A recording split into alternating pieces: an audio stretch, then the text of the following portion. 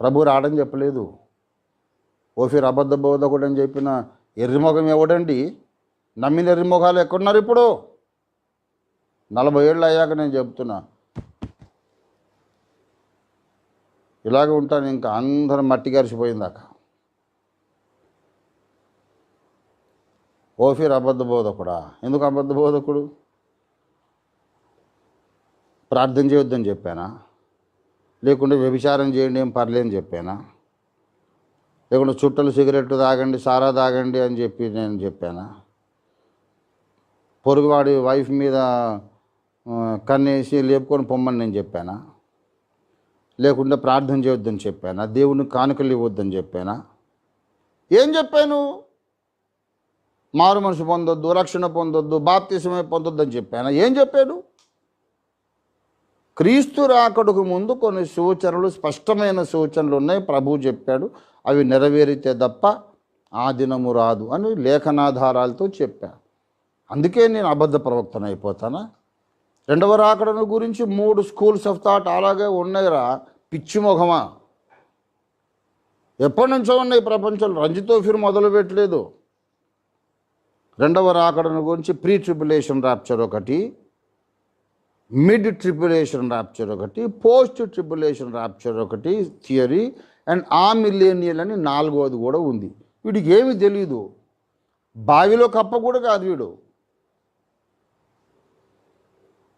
రెండవ రాకడ ఎప్పుడు అంటే శ్రమల కాలం రాకముందే రెండవ రాకడ జరుగుతుందనేది ఒక థియరీ. 7 ఏళ్ల శ్రమల కాలం మధ్యలో ఎత్తబడుతుంది సంఘం అనేదేమో మిడ్ ట్రిబులేషన్ ర్యాప్చర్ థియరీ. 7 ఏళ్ల శ్రమల కాలం అయిన తర్వాత సంఘం ఎత్తబడుతుంది అనేదేమో పోస్ట్ ట్రిబులేషన్ ర్యాప్చర్ థియరీ. ఇంకా శ్రమల కాలం అయిందాక సంఘం ఎత్తబడకపోతే ఇక పోయేందుకు యేసయ్య వస్తాడు కదా, ర్యాప్చర్ లేదు ఏమి లేదు, 1000 ఏళ్ల రాజ్యం అయిన తర్వాతనే సంఘం పోతుందని చెప్పేది ఆ మిలేనియల్ ర్యాప్చర్ థియరీ. ఈ 4 నేను పుట్టకముందే ఉన్నాయి, మీకు తెలుసో లేదు. ఈ 4లో నేను మిడ్ ట్రిబులేషన్ ర్యాప్చర్ ఆ పొజిషన్ తీసుకున్నా. అంత మాత్రానికి నేను అబద్ధ బోధకుడిని, నా మాటలు వింటే నరకానికి వెళ్తారని పిచ్చి కూతలు కూస్తారు మీరు.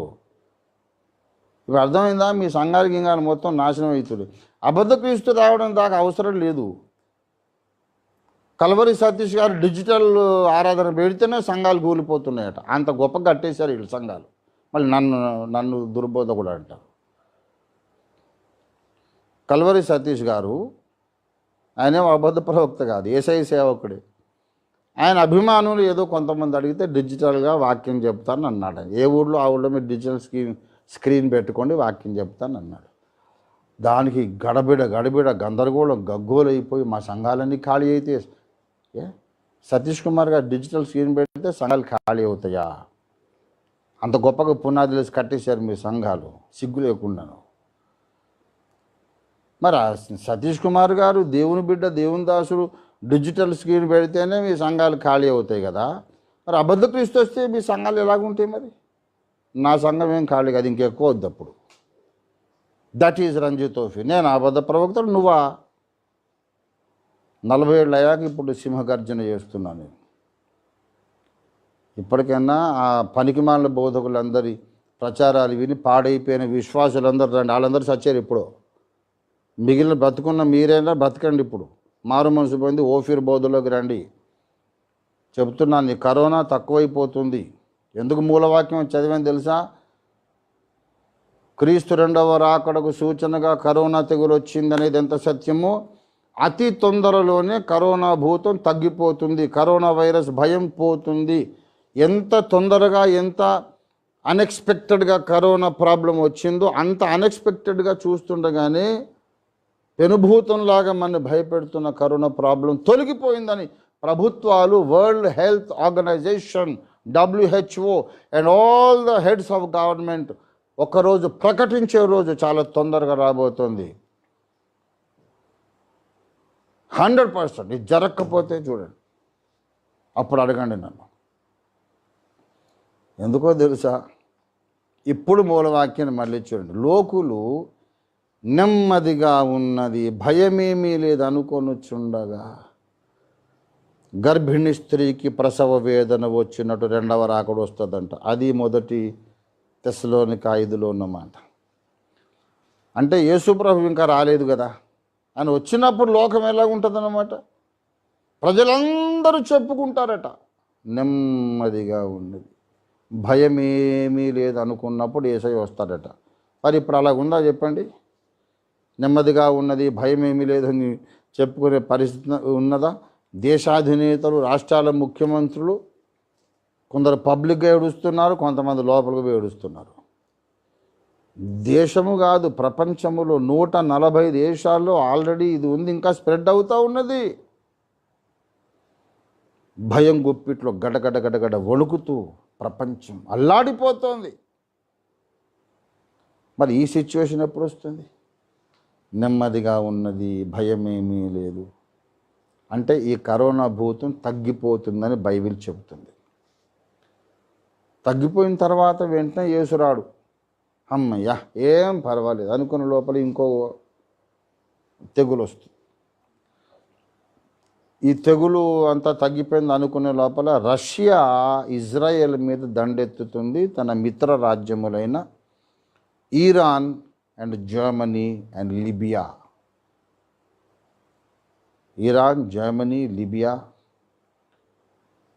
రష్యా వీళ్ళు కలిసి ఇజ్రాయెల్ మీద దండెత్తబోతున్నారు. అది జరిగినప్పుడన్నా ఈ పిచ్చి వాదనలు, పిచ్చి కూతలు కూసే వాళ్ళందరూ మారు మనసు పొంది, అయ్యే బాబోయ్ బైబిల్లో ఉన్న దేవుడేరా ప్రపంచ రాజకీయాలు కంట్రోల్ చేస్తున్నాడు, ఈయన అసలేం దేవుడు, మనం అనుకున్న దేవుళ్ళు దేవతలు ఏదో గాల్లో ఎగురుతున్నారు చెప్పుకున్నాం, గాల్లో అటే కలిసిపోతుందిరా వాళ్ళు గాలి వాళ్ళే తప్ప నిజమైన వాళ్ళు కాదు అని చెప్పి మారు మనస్సు పొంది అప్పుడైనా మీరు బాప్తిసం పొందారు. లేకపోతే అగ్నిలో మలమల మాడి యుగయుగాలు నాశనం అయిపోవడం ఖాయము. బైబిల్లో ఉన్న ప్రతి మాట నెరవేరుతుంది. నమ్మి బాప్తిస్మం పొందువాడు రక్షింపబడుననే మాట నెరవేరుతుంది. నమ్మని వానికి శిక్ష విధింపబడుననే మాట కూడా ఖాయంగా ఖచ్చితంగా నెరవేరుతుంది. If you don't believe in the gospel of Jesus Christ and be baptized, you will end up in hellfire. This is 100% sure. Even if you are a good man, you will go to hell. నువ్వు మంచోడు అని నువ్వు అనుకోవచ్చు, అయినా నువ్వు నరకానికి వెళ్తావు. Even good people go to hell without Jesus. నమ్మాలి. ఇంకెప్పుడు బుద్ధి వస్తుంది మీకు? ఇదిగో ఈ తెగులు వచ్చింది, కొంచెం ఝలక్ దేవుడు అట్లా చూపించాడు, ఇది తగ్గిపోతుంది, మళ్ళీ ఇంకోటి వస్తుంది. అమ్మయ్యా, అన్ని రకాల తెగుళ్ళకు ఒక వైరస్, ఏ వైరస్ వచ్చినా ఏ బ్యాక్టీరియా వచ్చినా రాకుండా మేము సర్వరోగ నివారణలాగా ఒక వ్యాక్సిన్ కనిపెట్టేసాం అని ఎవడో ప్రకటిస్తాడు ఒక సైంటిస్ట్. అమ్మయ్యా అని ప్రజలందరూ ఊపిరి పీల్చుకున్న లోపల ఈ Russian armies with military allies వీళ్ళందరూ కలిసి ఇజ్రాయెల్ మీదకి వెళ్ళి లక్షల మంది అక్కడ చచ్చిపోతారు. ఇజ్రాయెల్ పక్షంగా దేవుడు ఎందుకు వచ్చి పోరాటం చేస్తాడు. Russia army, Libya, Iran, Germany మొత్తం సర్వనాశనం అయిపోతాయి. ఇజ్రాయెల్ యొక్క దేవుడైన యెహోవా దిగొచ్చి యుద్ధం చేస్తాడు. చూడండి, కథలు చెప్తున్నావు అయ్యా అని ఇప్పుడు అనొచ్చు, రేపు న్యూస్ పేపర్లో చూసినప్పుడన్నా అనవు కదా. చూడండి, ఇప్పుడు నమ్మమని చెప్పట్లా, ఈ సంగతి జరిగినప్పుడు నమ్మమని చెప్తున్నా, అంతే కదా. ఇంక నీకు కష్టం ఏంటి? ఇప్పుడు నమ్మమంటే నువ్వు వాదించాలా. న్యూస్ పేపర్లో చూసినప్పుడు నమ్మి బాప్తిసం పొందరా బడుద్దాయి అని చెప్తున్నా. బడుద్దాయి కూడా గుర్తుపెట్టుకో. సరే, ఇలాగ ఎన్నో తెగుళ్ళు వస్తాయి. మళ్ళీ దానికి విరుగుడు కనిపెడతారు, విరుగుడు యాంటీ డోస్ కనిపెడతారు, వ్యాక్సిన్స్ వస్తాయి, మళ్ళీ ట్రీట్మెంట్ వస్తుంది, మళ్ళీ కొత్త వైరస్ వస్తుంది, మళ్ళీ దానికి వ్యాక్సిన్. ఇలా ఎన్నో జరిగి యుద్ధాలు జరిగి అమెరికా ఆర్థిక వ్యవస్థ కుప్పగూలిపోతుంది, అగ్ని ప్రమాదాలు జరుగుతాయి, భూకంపాలు జరుగుతాయి. భూకంపాల్లో పెద్ద పెద్ద కంట్రీస్ పెట్టుకున్న సర్వర్లు నాశనం అయిపోతాయి, కంప్యూటర్లో ఉన్న డేటా మొత్తం నాశనం అయిపోతుంది. రాబోతున్న సంగతులు చెబుతున్నాను నేను. అప్పుడు ప్రపంచం మొత్తం మీద ఒక్క రాజు వస్తాడు. ఒకే రాజు, ఒకే రాజు, ఒకే రాజు, ఒకే ప్రభుత్వం, ఒకే currency. The whole world becomes one country, one kingdom. గుర్తుపెట్టుకోండి, ఈ బుక్లో నేను చెప్పాను ఎప్పుడో 40 ఏళ్ల కింద. ఇది చెప్పినందుకు నేను దుర్బోధకుని అన్నారు దుర్మార్గులు. ఆ దుర్మార్గులు వాళ్ళ నెత్తిన నెరిసిన వెంట్రుకలు, డబ్బుల సంచులు చూసి ఇంత నెరిసిన అయ్యగారు, ఇంతలా బొజ్జ ఉన్న అయ్యగారు, ఇన్ని కోట్లున్న అయ్యగారు తప్పెలా చెప్తాడు అనుకుని ఎర్రిమొగాళ్ళందరూ వాళ్ళని నమ్మారు. ఇప్పటికైనా మారుమనసు పొందండి. మీకు పౌలన్న బోధ ఇవాళ ఇండియాలో ఎక్కడుంది, ప్రపంచంలో ఎక్కడుందంటే పౌలన్న బోధకు కేర్ ఆఫ్ అడ్రస్ రంజిత్ తోఫీర్ మినిస్ట్రీసే. This is where you get original Pauline teaching. All denominations comes, they have to come to Ophirist ideology and doctrine. వచ్చేసేయండి, ఇంకా ఆలస్యం చేయొద్దు. ఇంకా ఇట్లాగే వస్తాయి చాలా కష్టాలు, తెగులు తెగులు తెగులు, కరువు, భూకంపాలు, యుద్ధాలు ఇంకా చాలా జరుగుతాయి. ఫైనల్గా ఒక్కరోజు వస్తుంది, ఇంకా వైరస్లు లేవు, యుద్ధాలు లేవు, తెగుళ్ళు లేవు, ఏమీ లేవు. చక్కగా ప్రశాంతంగా ఉన్నది, ఏం పర్వాలేదని లోకులు అనుకొనుచుండగా యేసు ప్రభు రెండవసారి వస్తాడు. అప్పుడు సంఘం ఎత్తబడుతుంది. అయితే ఇది 1 తెస్సలోనికై 5వ అధ్యాయం 3వ వచనం చదివాను. 4వ వచనం అంటాడు, 5వ వచనం, 4-5 వచనాలు కూడా మీరు చూస్తే వారెంత మాత్రము తప్పించుకోలేరు. గర్భిణీ స్త్రీకి ప్రసవ వేదన వచ్చినట్టు వస్తుంది.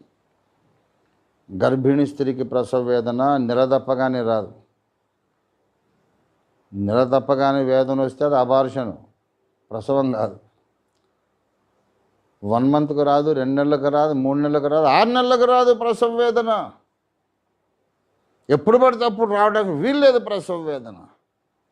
యేసు రాకడ కూడా 9 మాసాలు నిండక ముందు, అంటే కొన్ని సూచనలు నెరవేరక ముందు యేసు రాకడ రావడానికి వీలు లేదు. ఇది నేను చెప్పిన సత్యం. ఇప్పటికైనా అర్థం చేసుకొని నమ్మితే బాగుపడతారు, లేకపోతే మొత్తం పాడైపోతారు. No pre tribulation, no post tribulation, no amillennial. అంచకాలపు సంఘం నమ్మవలసిన ఏకైక సిద్ధాంతం అబద్ధ క్రీస్తు వచ్చి 42 మాసాలు పరిపాలిస్తాడు. అప్పుడు 7 ఏళ్ల శ్రమల కాలంలో సెంట్రల్ పాయింట్. అప్పుడు క్రీస్తు సంఘం ఎత్తబడుతుంది. ఇది రంజిత్ తోఫీర్ ద్వారా పరిశుద్ధాత్మ దేవుడు అంచకాలపు సంఘానికి చెప్పిన బోధ. ఇది విన్నోడు బాగుపడతాడు, విననోడు పాడైపోతాడు. మీరు చూడండి, ఇక క్రీస్తు న్యాయపీఠం ముందు దాకా సవాల్. మీకు వేరే ఛాన్స్ లేదు. చచ్చినట్టు ఆల్ డినామినేషన్స్, మీరు ఎంత ముసలోళ్ళు కానీ డబ్బు సంచులు ఉండని ఏమన్నా కానీ. డబ్బు సంచులు ఎందుకు పనికి వచ్చినాయి? కరోనా వచ్చింది అని లాభమా? దేవుడితో పెట్టుకోకండి, దేవుని సత్యానికి విరోధంగా పోరాడకండి. చచ్చినట్టు పాస్టర్లందరూ బుద్ధి కలిగి ఎప్పుడైనా మారుమోసు పొంది ముక్కు నేలకు రాసి క్షమాపణ చెప్పి, దేవునికి నాకు క్షమాపణ చెప్పి, నా పుస్తకాలన్నీ మీ సంఘస్థులు చేసి చదివించండి. అప్పుడు ఎన్ని డిజిటల్స్ పెట్టినా మీ సంఘాలు ఖాళీ కాకుండా ఉంటాయి. యథార్థవాది టీవీ ఈ యూట్యూబ్ ఛానల్ను తప్పకుండా మీరు సబ్స్క్రైబ్ చేయండి, లైక్ చేయండి. అక్కడ ఉన్నటువంటి ఆ బెల్ ఐకాన్ని మీరు ప్రెస్ చేయండి. అప్లోడ్ అవుతున్నటువంటి ఈ యొక్క విశేషమైనటువంటి ప్రాముఖ్యత కలిగిన, సమకాలీన ప్రాధాన్యత కలిగినటువంటి అనేక సందేశాలు వెంటనే మీకు నోటిఫికేషన్ వస్తుంది. So without fail, please like and subscribe the Yadharthavadi TV YouTube channel. God bless you.